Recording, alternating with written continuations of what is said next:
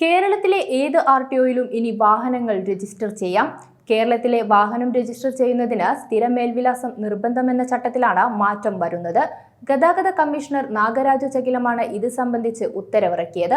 വാഹന ഉടമയുടെ ശരിയായ അഡ്രസ്സിലുള്ള സ്ഥലത്തെ RTOയിൽ മാത്രം വാഹനം രജിസ്റ്റർ പാടുള്ളൂ എന്ന നിയമം ഒഴിവാക്കാൻ ഹൈക്കോടതി നിർദ്ദേശിച്ചിരുന്നു.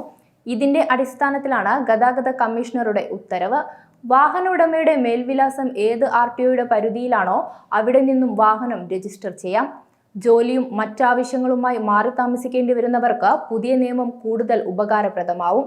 എന്നാൽ പദ്ധതി ഉടൻ ഉണ്ടാവില്ലെന്നും വിശദമായ പഠനത്തിനും സോഫ്റ്റ്വെയർ അപ്ഡേഷനും ശേഷമായിരിക്കും തീരുമാനത്തിൽ മുന്നോട്ടു പോകാൻ കഴിയുമെന്നും ഗതാഗത കമ്മീഷണർ വ്യക്തമാക്കി. കൂടുതൽ പഠനം നടത്താൻ പ്രത്യേക കമ്മിറ്റി രൂപീകരിച്ചു.